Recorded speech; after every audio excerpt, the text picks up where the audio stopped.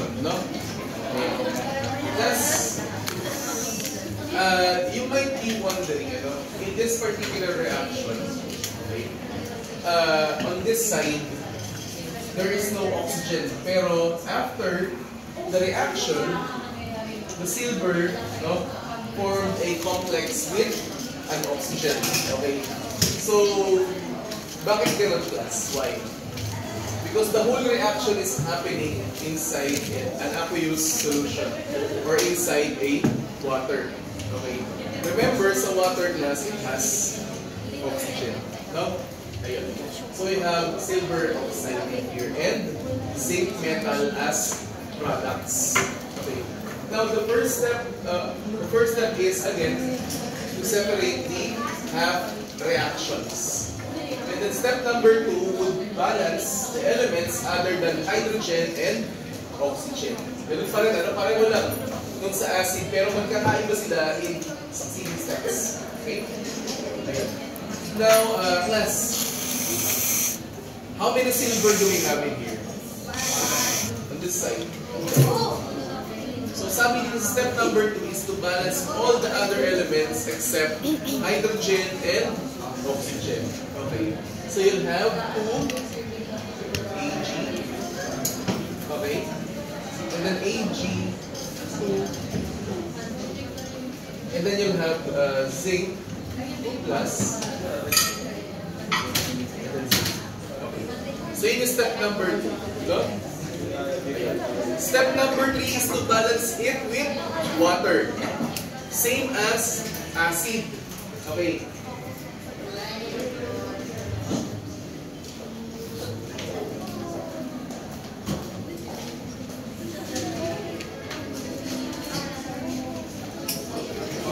Balance with water.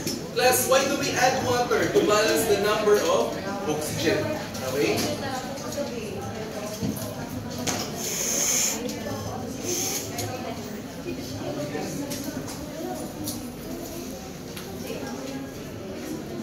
Okay. Same number of oxygen. Class, ilan yung oxygen natin dito, class? Isa. On the other side, wala. Okay. Hence, you'll have 2 Ag.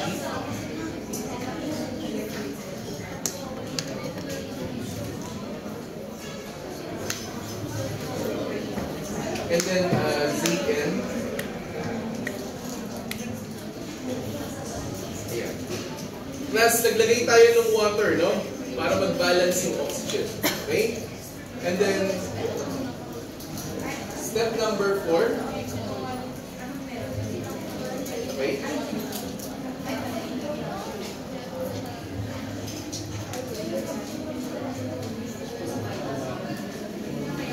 Okay, balance with hydrogen plus or hydronium, no?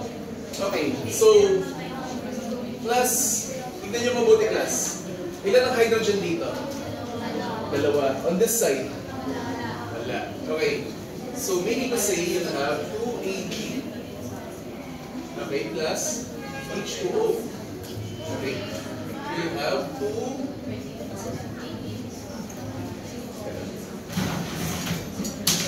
you have Ag2.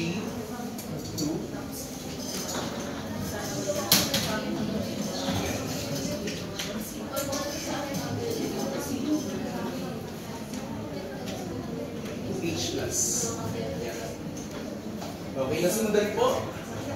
Now, what will happen on the other reaction? No? So you have Zn plus. Okay, and then next is to balance them with number of electrons. No? Step number 5.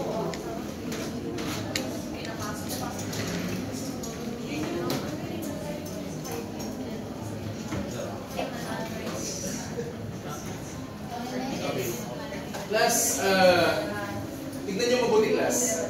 Anong charge dito, class? 0. Okay. On this side, 2 plus. Okay. So, meaning to say, kailangan yung maglagay ng electron. Diba? Para pareho silang 0. Okay. So, 2 Ag plus H2O. Okay. Ag2O.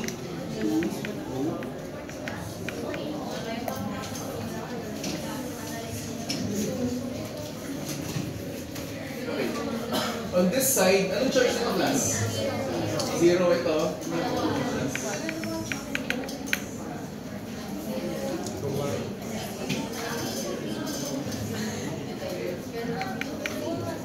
Okay, naiintindihan class? Okay, anong next class? Okay. Now, sabi dito, step number 6, scale reaction so that they have an equal amount of electron. Equal po ba yung amount ng electron nila? Okay, so do you need to multiply? Hindi na, no? Kasi equal na eh. Ayan, no? Okay. O wait lang, kasi double check ko lang.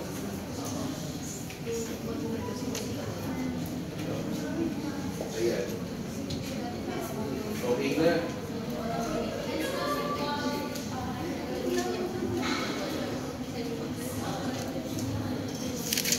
Okay, class.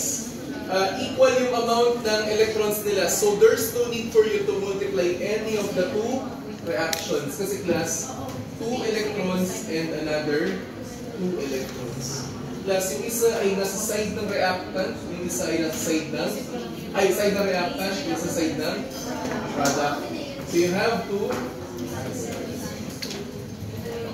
and then you can add or combine. No? So, step number 6, combine.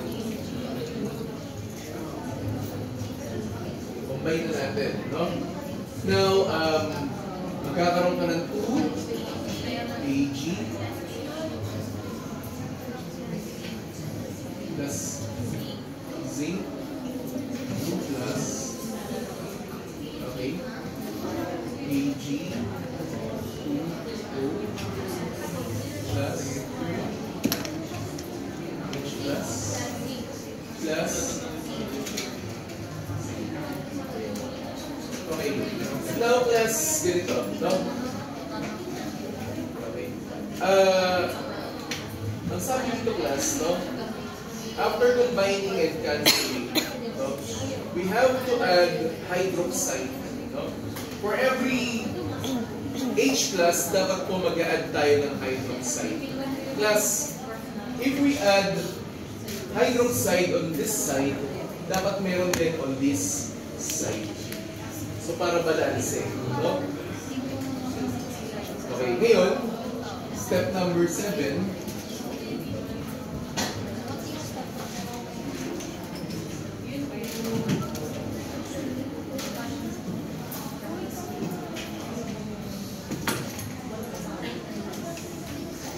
Wow.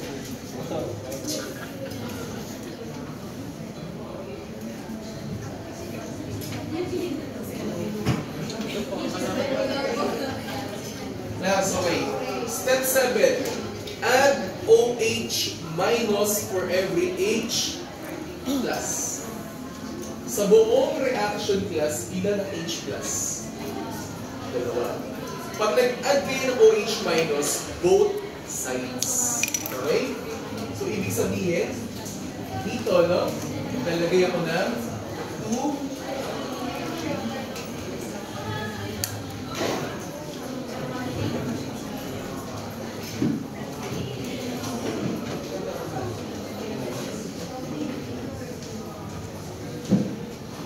dalawa plus 2 OH minus. Okay, tapos sa kabila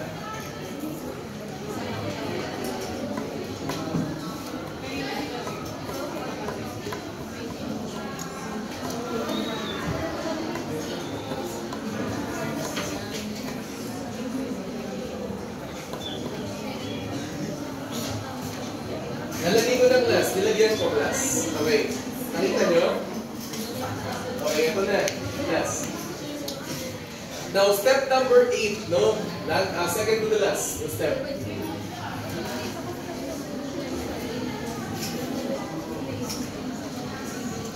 If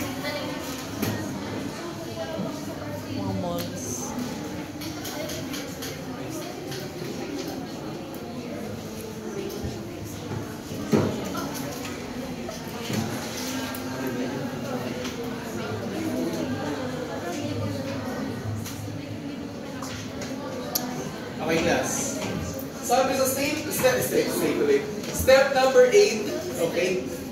If there is an H plus and an OH minus, you have to combine them to make water, H2O. Plus, on which reaction merong H and OH na magkasama? Sa reactants or sa product? Sa product, hindi nyo class, dalawang H plus, dalawang OH minus. Hence, ilang water molecule ang mapuproduce? Dalawa. Okay? Okay, so dalawang H plus, dalawang OH minus, ilang water? Dalawa rin. Okay? So, ang mangyayari class, dito ko rin sulat. No? Masyado nang masikip. Okay lang ba? Mas purahin ko rin ito. Dito ko lang isulat siguro. Okay. Ako may nakabasa. Sir, tabi.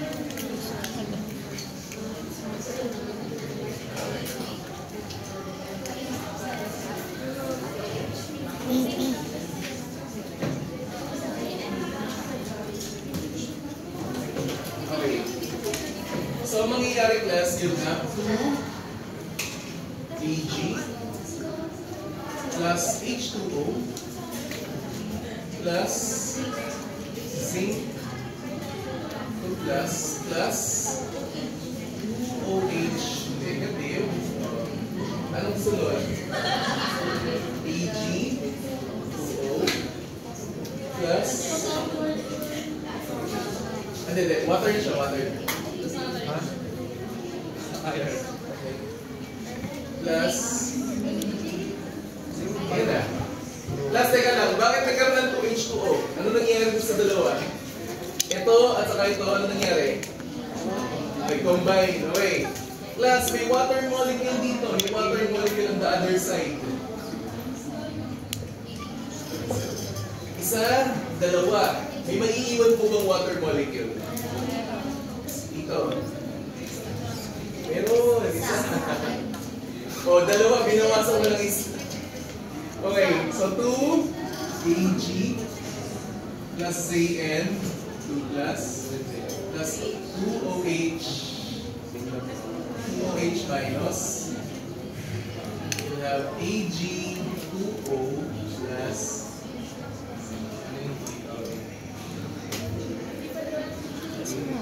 wala, ay, sorry. Ayan, okay na. Thank you, Plus, paano ito double check? May charge ba on this side? 0. O, teka, may charge yata dito. Teka lang. O, anong charge ito? 2 plus. Ito. 2 minus.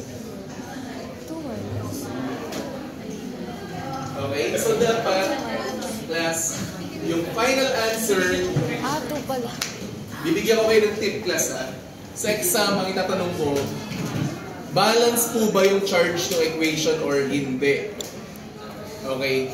Isa yun sa mga itatanong ko sa exam. Pangalawa, ano ang charge ng side ng reactant? Ano ang charge ng side ng product?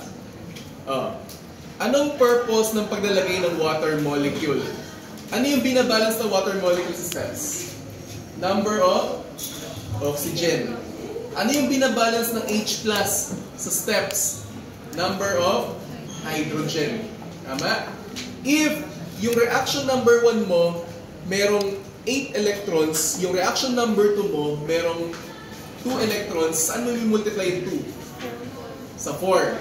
If your first reaction have 3 electrons and your second reaction is having 1 electron only, where do you multiply the 1 electron? 3 tapos 1. Saan kayo multiply 1? Sa 3 para mag-balance sila. Plus, remember, whenever you multiply, sa part ng electron, lahat ng entity dapat minumultiply. Okay? Yung buong equation, multiply. Plus, ganun lang ang redox balancing. May questions po ba kayo? Okay. May questions? Wala? None? Okay. Sabi niyo gusto niyo mag-lunch. Tama. Magla-lunch ba tayo? Yes. Sige ganito, sige magla-lunch tayo.